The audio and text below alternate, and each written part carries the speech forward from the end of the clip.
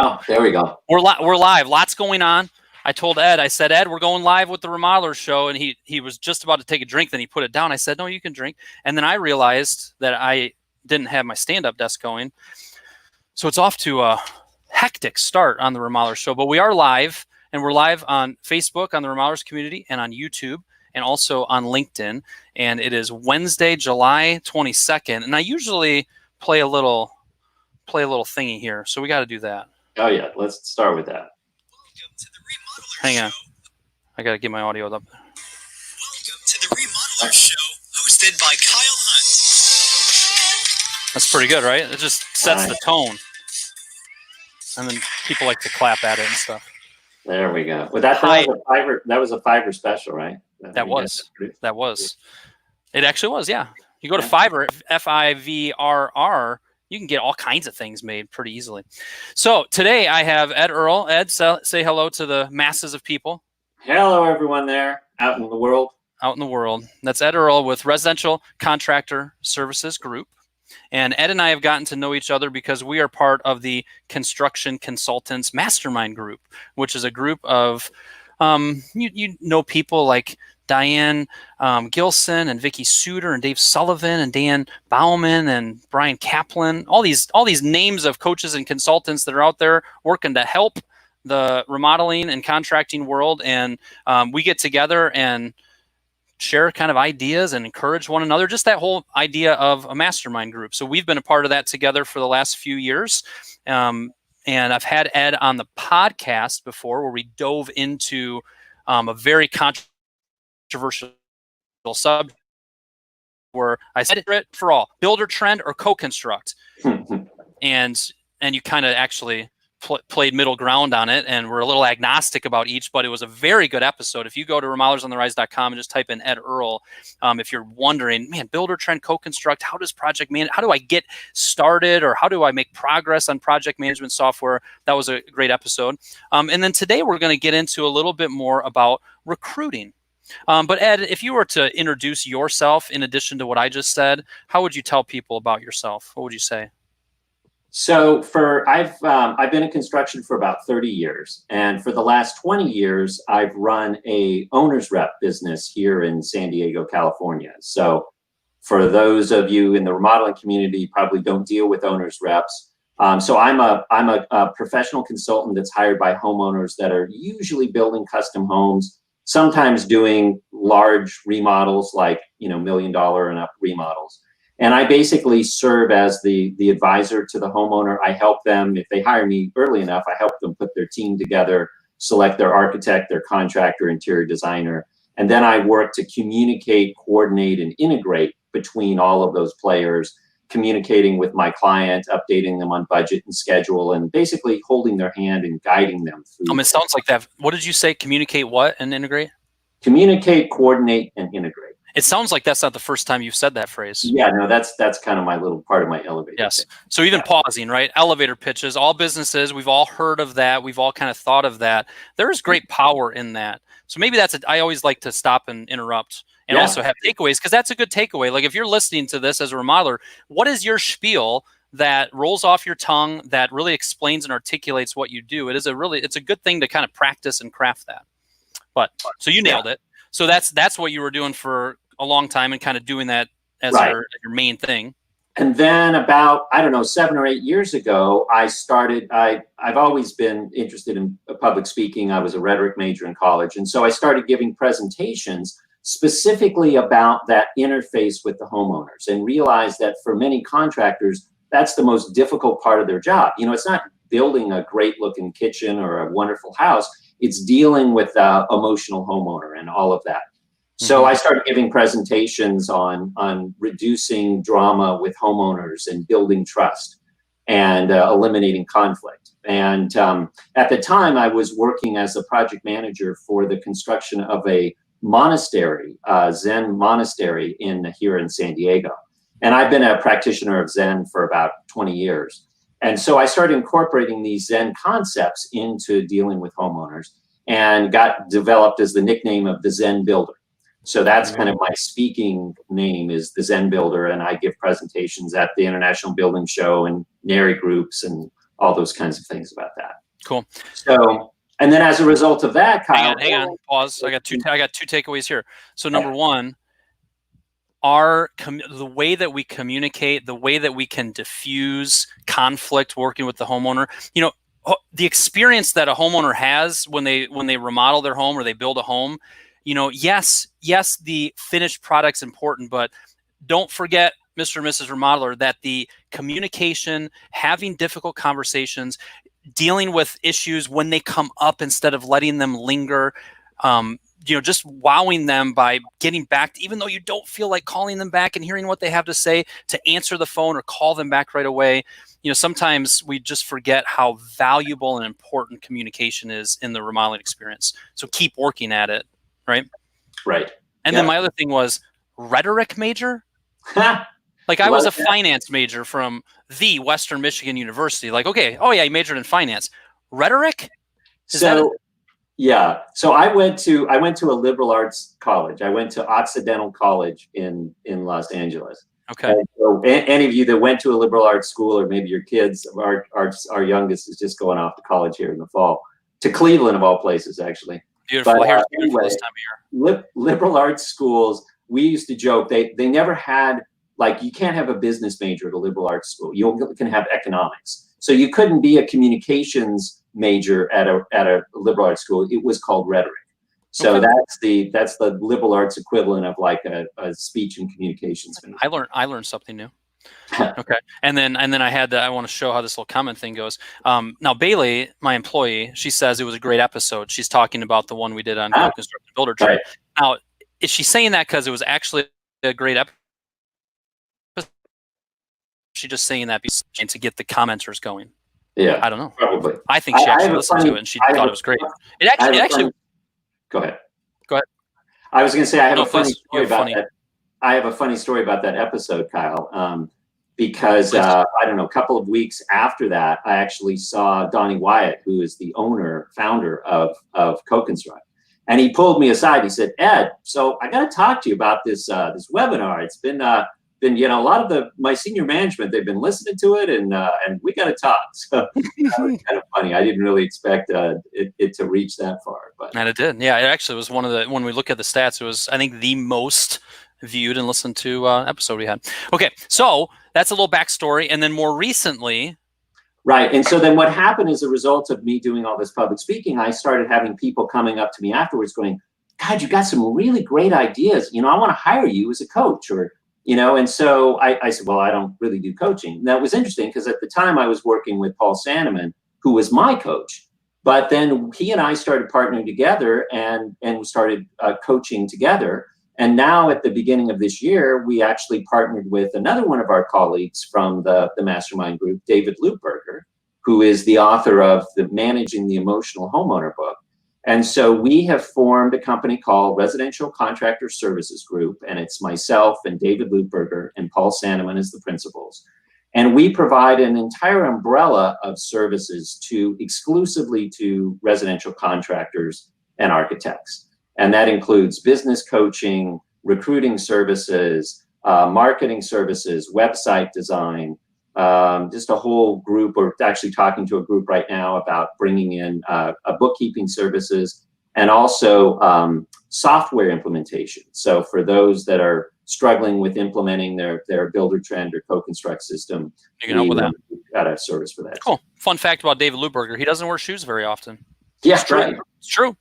Yeah, it's true. So as part of what you guys focus on and what we kind of promoted this little Remodeler Show topic to be is related to kind of setting yourself up for hiring success. It is hard. It's been the last few years. It continues to be hard to find good help, hard to recruit. And Ed is a wonderful guest because he queued up. He's like, "Kyle, here's some questions you can ask me to help us kind of dig into this topic." And by asking these questions, by you sharing your thoughts, by me tossing my shots, and maybe even there's a couple comments as we get into the recruiting conversation that you guys might have or questions, we're hoping to just provide you all some value. So your first question that you sent over to me so kindly was, how is a remodeling company like a football team? I don't know where you're going with it. Well, how's a remodeling company like a football team? You always need to be building your bench. So, and that applies in lots of different ways. It applies to the subcontractors that you work with. And this is something that probably most remodelers would acknowledge, right? You can't just have one electrician, right? You've got kind of your primary electrician, but you always have kind of your second string electrician as well, because one, you want to be able to have someone available if your primary guy isn't available. But more importantly, it's really important for your primary guy to know there's some guy waiting in the wings. So the next time you go to have him bid a job, he's not going to go, you know what? Kyle doesn't use any other electrician. I know I got this job. I'm going to use that 10%. I know I got this. So building your bench. Now that's important for subs, but what people don't realize is it's just as important to build your bench for your employees. So if you've got 2 project managers right now and you're set and you're fine, you think, oh, well, I don't need another project manager. But what happens if your project manager decided to quit suddenly? I mean, you don't know, or something happens or he gets sick, and suddenly you're left without a project manager. So we're always recommending to our contractor coaching clients to always be out there recruiting. It's just something that you should be doing all the time. Yeah, that's great. And the football team analogy, a football team that's got a deep bench is a stronger team. And it's a little bit of a foreign concept, this thought of, why would I have job postings out there? Why would I be conducting interviews if I don't have an open slot? But when you step back and look at the problem, which is when I need people, or if something changes, or not even if, when one of my guys surprises me and he's going out on his own, gets a different deal, injuries. I mean, there's a million stories that we all could share about, man, I thought that guy was going to be with me forever. Exactly. To guardian fire, instead of having a list of 5 or 6 people on the bench that you could be contacting, what is wrong with having a good interview with somebody and saying, unfortunately, with the way things are shaking out right now, we don't have an open slot. And maybe you even say that before you talk to them, but then to be able to say, I still want us to meet. I still want to get to know you, and likewise you me, because things change, and I would love to be able to pick up the phone 3 months from now, 6 months from now, right? Exactly right, Kyle. Yeah. Good. That's great. That's great. That's good. There's some takeaways there. Always be recruiting. We can all rally around, always be closing, always be selling, always be marketing. But this concept of, hey, remodeler, always be recruiting is just right up there. So excellent. Yeah. What is the biggest mistake? Not the second biggest. Hey, Kyle. Sorry. Yes. Please. Just because let me bail on that. You're always marketing. One of the things that we always say, we always tell our clients 2 things: always be marketing and always be recruiting. And what's interesting is that oftentimes that's the failure of a good construction or a bad construction company, is in good times. In bad times, they can struggle if they aren't always marketing, right? Because that can bring them down. In good times, they can struggle if they aren't always recruiting, because in good times, when you're expanding, which many of our clients are right now, I don't know what your audience is finding, but you can't expand if you don't have good people. So those are the 2 sides of the coin, right? If you're not always marketing, it's going to catch up with you in bad times. And if you're not always recruiting, it's going to catch up with you in good times. And there's always going to be tension there. It's rarely going to line up perfectly, but we've got to live in that tension and be okay with it, and realize the alternative to that is scrambling, is, I need somebody, and we rush in our hire and not pick the right person. We got a comment from LinkedIn, Todd Martin. He says, contemplate to consider to evaluate. Contemplate to consider to evaluate. What do you think that means? Mr. Zen Builder, what does that mean? It sounds like a koan to me. A what? A koan. A koan is a Zen. It's a Zen saying that doesn't really make a lot of sense at the surface, and you have to kind of go off, unpack it a little bit for an hour to get enlightened about it. Okay. Contemplate to consider to evaluate. Todd's going deep on it. Rarely do people go deep on, but you're here. People are like, okay, it's not this surface level rah Kyle crap. We got a real thoughtful guy here, so they're going thoughtful in the comments. So what is the biggest mistake construction remodelers make when it comes to hiring people? Biggest mistake remodelers make when it comes to hiring people? Yeah, they try to do it themselves. And that is, it's so interesting, because any good remodeler knows that you hire the experts, right? I mean, most people, most remodelers, right? They know that they can't wire the house as fast as a licensed, electrician. So they hire an electrician, they hire a plumber. But when it comes to recruiting, they go and try to do it themselves. And it's like so contradictory to what any successful remodeler knows, which is that you hire the best and you focus on what you're best at. Well, we have yet to meet any contractor who is an expert at recruiting. So trying to do recruiting yourself is a big mistake. So on that front, a takeaway that somebody might have is one to realize that it's like, wait, that's a good thought. Whether it might be a local expert from a B&I group that specializes in hiring, whether it is somebody that's in your network, whether it might be the Residential Contractor Services Group. If you're like, you know what, we do need somebody to take this on, that's one of the services that you guys can offer. Right. Yeah. And the way we structured it is, again, because we only work with contractors, we were able to see what worked and didn't work. And, there's a huge resistance in construction to paying someone, 2 months starting salary for recruiting services. That's kind of how a typical recruiting service would go. And with our philosophy of always recruiting, we realized that didn't really work.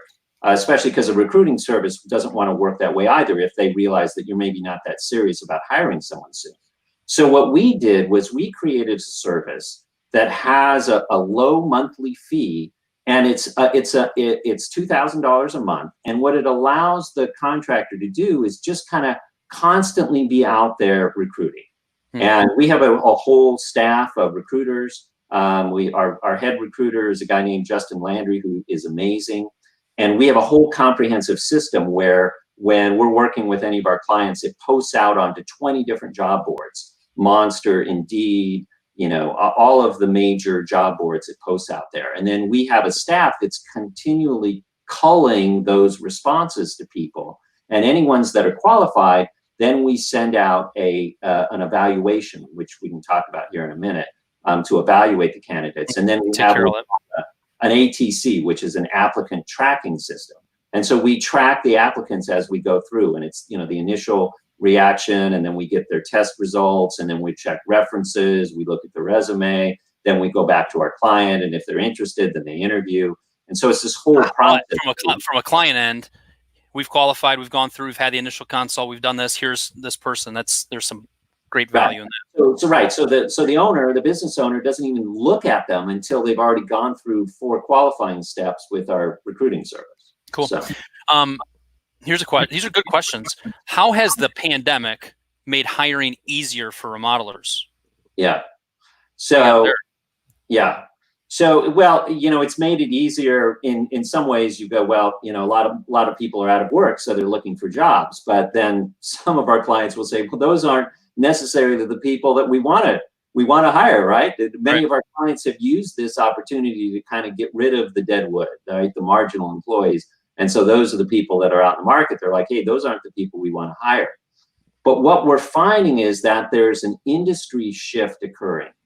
Many people are realizing that if they're in an industry that's going to be long-term impacted by this pandemic, they're looking to change industries. So people that are in hospitality, maybe working in conventions, the travel industry, they're realizing, wow, I mean, this isn't going away in a couple of months. And this pandemic is going to fundamentally change how those industries operate. And so they're looking and going, look, I don't see a big future for me in hospitality or transportation. So they're looking to change industries. And as they look and they see, well, what's a good industry to get into? Well, what's happening here? There's stay-at-home orders. Everyone is at home. And my colleague Paul just sent me a headline from a news article that home sales are up 21%. People are. We talked, Kyle, on Monday about the America at Home survey that I saw. Everyone is wanting to be improving their homes, buying a home, expanding their home, and so the home construction industry is a growth industry in the pandemic. So we're finding a lot of people getting out of these other industries and moving in. And so we've got opportunities to hire some people with really great experience that may not have direct construction experience, but as an operations manager, if you were an operations manager for a hotel a lot of that is transferable. We have a client in New Orleans who actually hired someone just like that was leaving the hospitality industry, and she now is their operations director for their remodeling company, and she's doing amazing. And I think there's some takeaways there of thinking a little outside the box. We do have a labor shortage. We do have an employee shortage too. Maybe that's a good, if you're recruiting, maybe that's a good blog post to write. Are you in an industry that's being affected by this? Have you thought about changing careers? Maybe that's a good thing to put in an ad that you're putting out there on Facebook. This idea that in 2008, 2009, what did we see? We saw everybody leaving the construction industry, right? And that really affected us. Now we're in a position where maybe we're on the receiving end of people looking at construction as a second career. Right. Yeah. Cool. How has the CARES Act affected the hiring strategies of remodelers? Yeah. Well, it's, positive and negative. So, the positive side is the PPP, the Payroll Protection Plan, has pumped a lot of money in and allowed employees to keep their employers to keep their employees employed, right? Mm-hmm. So, and initially that was, we do a weekly webinar, and for the first month in March and April, like that was all we could talk about in our half hour. I'll see your weekly webinar and trump you a daily 30-minute show. There you go. I'm supposed to be impressed by your weekly webinar. Yeah, please. It's now actually only bi-weekly, and initially it was like all we could do in that 30 minutes was talk about the PPP program, because the regulations kept changing, and now it's basically been simplified so much so that I really think what's going to happen is any PPP loans under 150,000 are just going to be basically check a box. Yeah, sounds like they're moving that direction. Yeah. So, but the downside of the CARES Act is this $600 a week unemployment bonus that's occurred. And so what's happened is that many employees have no motivation to come back to work, because they're actually making more on unemployment than they were when they were fully employed. So that's a real issue. And I feel for the people that are unemployed, but I just feel like that was a poorly written piece of legislation, and it shouldn't have been this blanket $600 that everyone gets, but it should have been somehow gauged to whatever your wage level was. Yeah, and that's coming up. That's coming up for expiration here shortly in a week or two. It's going to be interesting to see how that impacts things. And just from a couple things that I'm hearing from a couple of my clients, I was just talking to somebody in Florida right before we started this, and he said, it was really slow. And then it opened back up and just a rush of leads. And now in Florida, with the cases going up, with the COVID going up, he said it's been quiet the last week or so. One of my clients here in Michigan, a similar thing going. He has just been going bonkers with new leads. And over the last week, it's been a little slower. That reminds us that there's a lot of moving things going on out there. And with that, talking about recruiting, maybe people realizing, wow, the business I was working for is not as secure as I thought it was. Maybe looking for opportunities. Maybe this is the time you can pick up some A players, as Vicky Suter likes to call them. Interesting. Cool. And then two more, and I'm going to pause here also of saying, we're going to rapid fire these last two questions. And then if anybody has a little question or a little takeaway or a little comment, go ahead and toss that in. Even if you're listening to this after the fact, please do that. I know a lot of people listen to it on the non-live version. But let me hit you with these last two questions. One is using DISC profiles to screen candidates. I went deep on this with in an interview on Remodelers on the Rise with Tony Woodall. Hi, Tony. My buddy Tony. And the power of using these DISC profiles. What do you think of that approach? Yeah, I think it's a great approach. With our recruiting service, we kind of take that one step further, and we take what is like a DISC profile, but we've actually customized it. We work with a nationwide recruiting service to develop our recruiting program. And so we have a series of assessment tests. It takes over an hour for a candidate to complete them, but they're specifically designed to evaluate those qualities that are important in construction, and they're tailored to each position. So if we're looking for a sales manager, they're actually getting a different assessment test than if we're looking for a project manager versus, say, a lead carpenter. So they all have different, abilities, right? I mean, obviously a lead carpenter, you want attention to detail, you want to test certain mechanical skills, where a sales manager has to be able to sell and close and all of that. So I think the testing idea is great. The other thing that we do too is for our clients that are using our recruiting service, they've used that testing service for their own employees. So not only for their potential hires, but also for their own employees, they'll use that. Good. What do you think of the phrase hire slow, fire fast, Ed? Yeah, great idea. I totally agree with that. Yeah. Got it. The other thing, there's a part in the show where it's hang on, I gotta pull up the audio. That it's like this. Shock jock. Dropping truth. Shock jock. So during one of the shows, I'm a fairly controversial guy, as you probably have gathered over the years. Like shock jock. I was hoping you were going to be like, you know what, that phrase is garbage, and we're going to kind of get into it like a radio show, and I'd have to hang up on you. But okay, you agree with that.